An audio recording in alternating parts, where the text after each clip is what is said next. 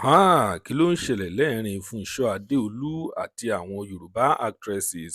Kí ló ń ṣẹlẹ̀ lẹ́ẹ̀rín àwọn méjèèjì? Mo lérò pé púpọ̀ lára yín ẹ ṣì rántí arákùnrin tí ó ń jẹ́ Fúnṣọ́ Adéolú, arákùnrin tí wọ́n ń pè ní Fúnṣọ́ Adéolú tó ń ṣe fíìmù Yorùbá.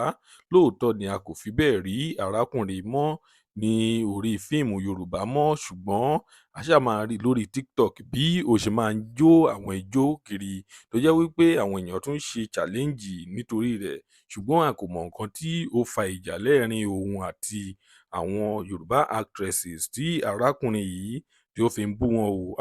Kí ni ẹ rò pé ó ń ṣẹlẹ̀ lẹ́ẹ̀rín àwọn méjèèjì? Ó mà ṣe o, ọ̀rọ̀ yìí kò yé wa mọ́ o. Lónìí lábala òṣèré la wà, ẹ máa bá wa ká lọ kẹ́ lè gbọ́ kókó inú ìwé ìròyìn náà, ẹ wá nǹkan fìdílé kẹ́ lè gbọ́ kúlẹ̀kúlẹ̀ ọ̀rọ̀ náà. Tó bá jẹ́ ìgbà àkọ́kọ́ tí ẹ ń wo fídíò wa nìyí, ẹ jọ̀wọ́ ẹ tẹ subscribe button láti máa rí púpọ̀ lára àwọn fídíò wa wò. Ojú tí ẹ fi ń wò wá kò ní fọ́, etí tí ẹ fi ń gbọ́ wa kò ní di láṣẹ Èdùmàrè. Ọpẹ́ ọmọ Àjíbóyè lórúkọ tèmi, ẹ kú dédé wò yìí níbikíbi tí bá ti ń wò wá nílé lóko lẹ́yìn odi.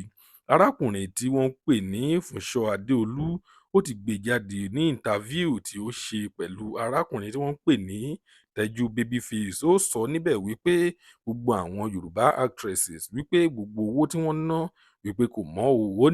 Ó tún fi pẹ̀lú rẹ̀ wípé ó ní gbogbo wọn ni òun máa charge jù tí àwọn bá fẹ́ ṣe fíìmù. Ó ní owó tí òun máa gbà tí òun bá fẹ́ ṣe fíìmù, ó ní ó ju ti gbogbo wọn lọ o.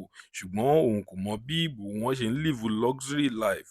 Ó ní àwọn mọ́tò bọ̀gìnì ni wọ́n máa ń wà àti àwọn nǹkan mèremère òun ni wọ́n máa ń gbélé ayé ṣe. Ó ní òun rò pé kìíní yìí ó jẹ́ ojú lásán. Lónìí ìròyìn ní ṣókí tí a mú wá fún yín rèé. Tó bá jẹ́ ìgbà àkọ́kọ́ tí ẹ ń wo fídíò wa nìyí, ẹ jọ̀wọ́ ẹ tẹ subscribe button láti máa rí púpọ̀ lára àwọn fídíò wa wò. Ire lójú gbogbo wa máa rí, ó tún dọjọ́ mi ọjọ́ rẹ̀, ó dìgbà.